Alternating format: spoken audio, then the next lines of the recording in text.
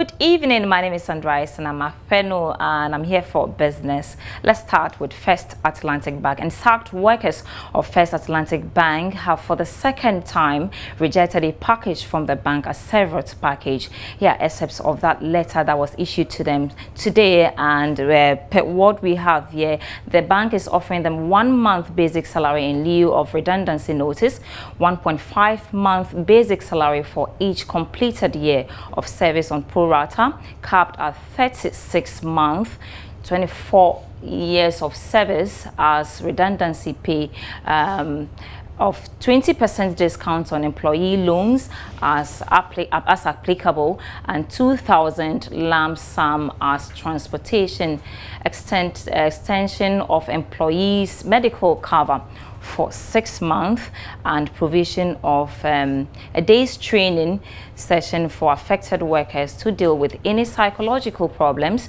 that employees may face, as well as train them on how to manage their exit finances while searching for new jobs or the establishment of their own businesses. So the new addition to what we already know that was offered them last week is as follows, and they are offering them an extension of 6-month medical cover. For the next 6 months, we'll have a 6-month medical cover. And then also the second one is the provision of a day's training session for affected workers to deal with any psychological problem, as well as training on how to manage their exit finances while searching for their own job or establishment of their own businesses.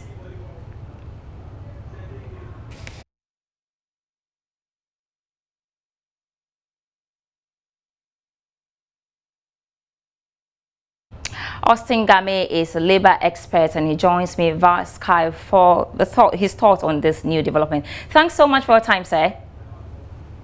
I'm grateful. All right, I'm sure you've seen the new offer from First Atlantic Bank, and they're offering them, the addition to what we already know in the past has to do with an extension of employees' medical cover for 6 months and a provision of a day's training session for affected workers to deal with any psychological problems, as well as training on how to manage their exit finances while searching for new jobs or the establishment of their own businesses. Your thought on this? Thank you. Indeed, under our law, Section 65(4), when there is a severance, there has to be negotiation for redundancy pay.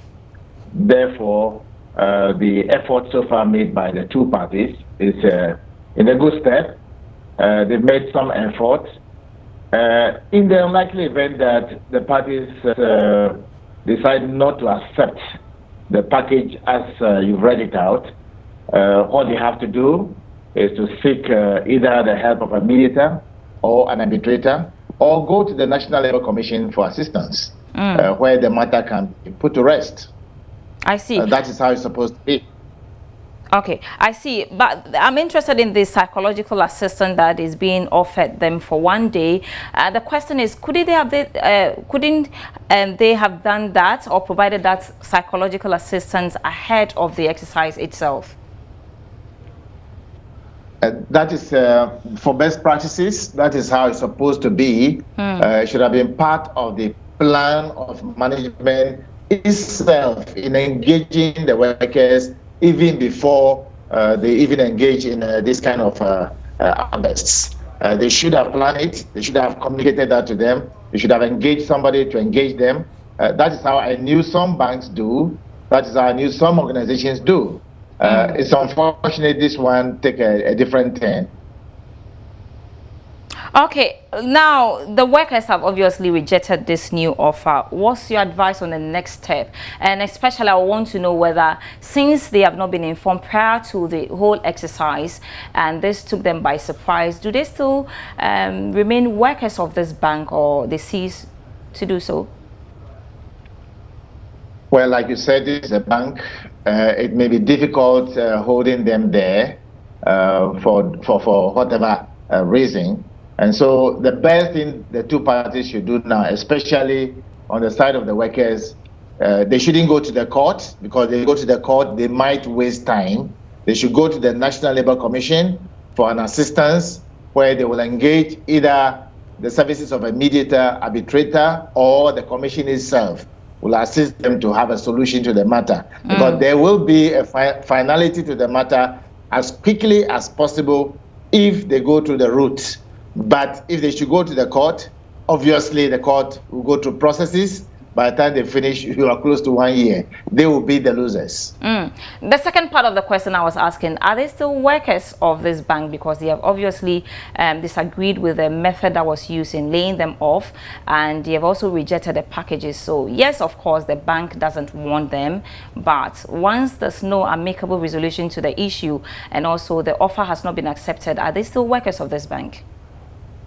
Indeed, if the employer failed to properly notify the chief labor officer, as stipulated under Section 65(1),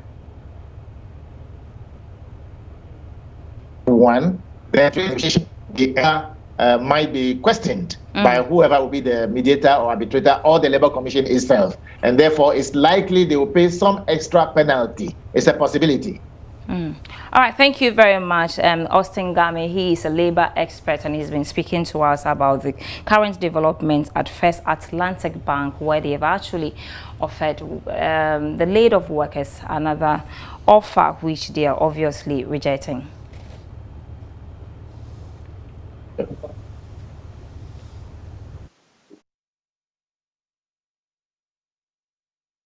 Let's do another story now. Government says the planned issuance of bonds and treasury bills will not negatively impact the total debt stock of the country. This was after it merged that it will be raising a little over 23 billion cedis by June this year, and fresh debt of extending payment date for matured papers. That's more in the following report. To the Finance Ministry, associated cost of these government papers that will be raised by the middle of this year would impact negatively on the country's debt stock. Data from the Bank of Ghana puts the country's debt stock ending December 2018 at 173 billion cedis, representing about 58% of GDP. Persons close to the ministry maintain that the costs associated with these bonds have already been captured in this year's budget, which government is working to clear during the year. This is because most of these bonds issued are going to be rolled over. We understand that out of the 23 billion cedis that will be raised by mid-year, it's just a little over 1 billion cedis that can be classified as fresh debt. According to the Finance Ministry, all these arrangements have been factored into the debt management strategy of government, which would end up reducing the debt stock in the medium term. According to the 2019 budget, government is setting aside about 18.6 billion cedis as interest payments. Ecobank Ghana and Visa have announced an incentive package for football lovers during the upcoming African Cup of Nations in Egypt. The move is part of measures to improve the use of electronic point of sale terminals and other digital platforms. At the launch of the campaign, Managing Director of Ecobank Ghana, Dan Saki, added the initiative is to aid government's digitization agenda. The package is aimed at rewarding customers who use Visa cards for payments and other online services without physical cash to improve a cash-light society. However, the sports-based reward is targeting football lovers during the African Cup of Nations tournament to be hosted in Cairo, Egypt. Managing Director of Ecobank, Dan Saki, explains further. As we launch these events, we have invited you here to a special sales promo. And the idea is to reward a number of Ghanaians during the AFCON as you watch the Black Stars and other African countries play. There's nothing more interesting than doing something that you love and being paid for it. So to be rewarded whilst enjoying your soccer is something that we believe that all Ghanaians and especially our fans will be looking forward to. Country manager for Visa, Aduma Pepra, revealed that Visa is providing a common platform for businesses during the tournament. In the host countries where this is happening in Egypt, we are connecting businesses and helping them to accept electronic payments, so which is convenience and it gives customers a better experience, right? And also, we enable these businesses to use our network as well to pay the supply chain more efficiently, thus increasing economic efficiency. And one of the things as well that we're hoping this will do is help us connect with communities. So Saki talked about, or Otara rather, talked about how you can bring a child onto the pitch. You know, one of the things that we've done is this player escort program. Can you imagine that you are on the stand and you're watching your child come on and holding the hand of their heroes? You know, and that's what we're looking to bring.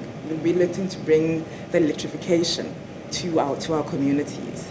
The partnership will reward 10,000 Visa card users with prizes including an all-expense paid trip to the tournament in Egypt. Ibn Sabate's report for Joy Business. That's all for business for now with me, Araba.